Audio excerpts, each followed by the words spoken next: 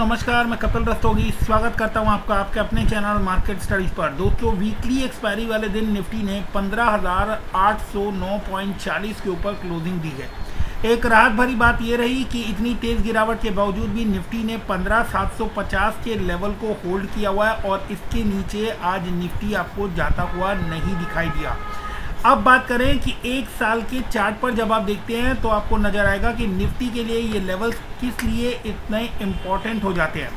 तो आप देखेंगे कि मई से लेकर मई जून के बीच में आपको ये मई जून 21 के बीच में आपको इन लेवल्स के ऊपर काफ़ी लंबे समय तक निफ्टी ने कंसोलिडेशन किया था और इन लेवल्स के आसपास आकर ऑलरेडी निफ्टी ने मार्च में एक बार इन लेवल्स को टच कर अच्छा बाउंस बैक दिखाया है। वापस से इन्हीं लेवल्स के आसपास निफ्टी आपको आता हुआ दिखाई दे रहा है।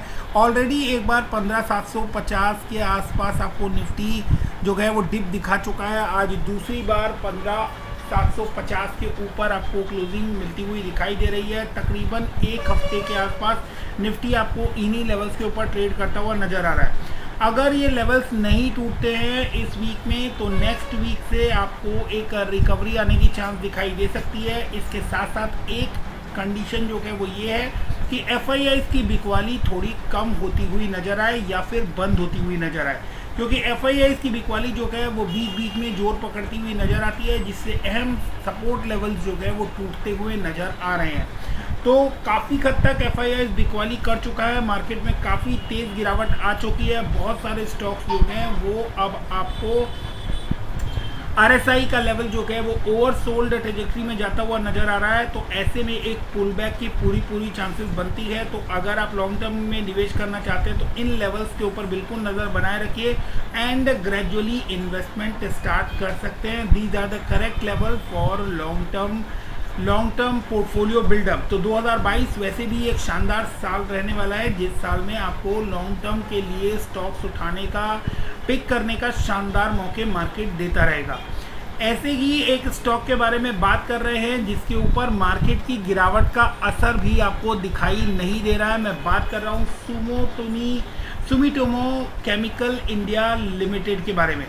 2020 में ये स्टॉक मार्केट में लिस्ट होता हुआ आपको दिखाई दिया था। 234 रुपये के प्राइस पर लिस्ट हुआ था। करेंटली 436 रुपये 55 पैसे के ऊपर आपको आज के दिन काम करता हुआ नज़र आ रहा है। 87% का रिटर्न हमें देखने को मिला है और मार्केट में इतनी तेज़ गिरावट के बावजूद भी इस स्टॉक के अंदर आपको कोई मेजर चेंजेस नज़र नहीं आ रहे हैं।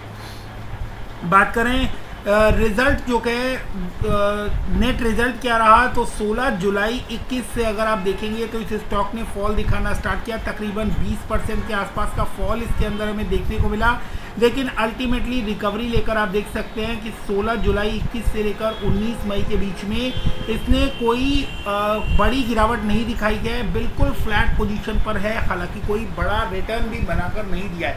लेकिन इस दौरान इंडियन मार्केट्स के अंदर आपको काफ़ी बिकवाली देखने को मिली है। स्टॉक्स जो है वो कोई भी स्टॉक आप देख सकते हैं, दिग्गज स्टॉक उसने काफ़ी अच्छी करेक्शन दिखाई है, लेकिन इस स्टॉक के अंदर आपको ऐसी कोई बड़ी करेक्शन देखने को नहीं मिली। 15-20% का जो करेक्शन ओवर द पीरियड हुआ वो सारा रिकवर होता हुआ आपको दिखाई दे रहा है। तो एक बेहतरीन स्टॉक है। रिजल्ट की बात करें तो दिसंबर 21 के अगर परफॉर्मेंस की बात करें तो ईयर ऑन ईयर बेसिस पर 26% का रेवेन्यू राइज था, 64% का नेट इनकम में राइज था और 31% के आसपास नेट प्रॉफिट मार्जिन्स में राइज था। स्पेशलिटी केमिकल से जुड़े हुए इस स्टॉक के अंदर आपको बेहतरीन परफॉर्मेंस देखने को मिल रही है। बात करें चार्ट पर कि क्या लेवल्स देखने को मिल सकते हैं, तो अभी आपको ये जिस रेंज के अंदर फंसा हुआ नज़र आ रहा है वो तकरीबन 100 रुपये के आसपास ये रेंज आपको काम करती हुई नज़र आ रही है।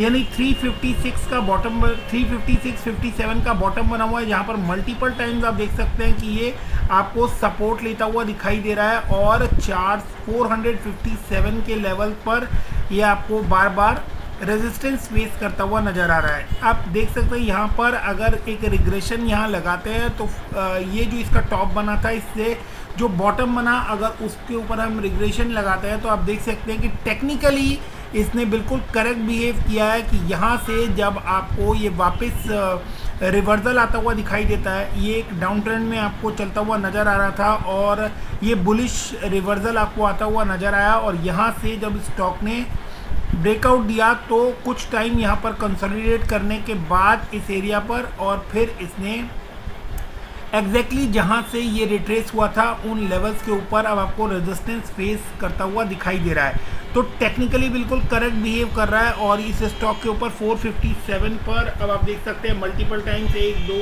3 4 5 ऐसे 4 से 5 बार आपको ये यहाँ पर रेजिस्टेंस लेता हुआ दिखाई दिया है। तो ये एक स्ट्रॉन्ग रेजिस्टेंस की तरह काम कर रहा है। इससे ऊपर क्लोजिंग आते ही यानी 460 470 के लेवल्स पर अगर सस्टेन करना स्टार्ट करता है स्टॉक तो फिर आपको इसके अंदर अच्छी तेज़ी देखने को मिल सकती है। यहाँ कुछ बातें हैं जो बहुत इंपॉर्टेंट है जिनके ऊपर हमें ध्यान रखना चाहिए।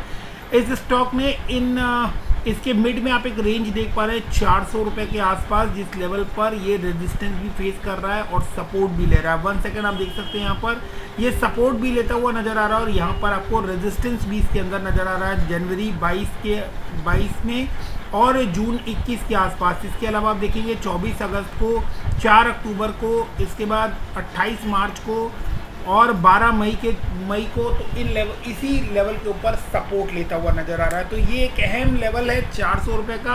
अभी करंटली स्टॉक आपको 436 के ऊपर काम करता हुआ नज़र आ रहा है। अगर 400 के आसपास ये स्टॉक आपको मिलता है तो आप ग्रेजुअली इसके अंदर बाइंग स्टार्ट कर सकते हैं। अल्टीमेट सपोर्ट इसका जो है वो 357 के आसपास है। अगर ये अब साइडवेज मूव करता हुआ नज़र आता है कुछ टाइम माइट भी आपको कंसोलिडेट करता हुआ नज़र आए। यहाँ पर कुछ रेप्लिकास आपको बनता हुआ नजर आएगा। आप यहाँ पर देखेंगे तो इस स्टॉक ने जब हाई बनाया था उसके बाद इसने रिट्रेस किया और हाई बना था तकरीबन 331 के आसपास, 335 के आसपास, रिट्रेस किया 270 तक और वापस आपको रिकवरी की कहाँ तक नजर आ रही है 331 तक। जैसे ही इसने इस लेवल को क्रॉस किया है आप यहाँ देख सकते हैं एक बड़ी कैंडल आपको बनती हुई नज़र आ रही है और 371 तक जाता हुआ नज़र आया। सीधे 40 रुपये का जंप हमें यहाँ पर 40 से 50 रुपये का जंप हमें देखने को मिल रहा है।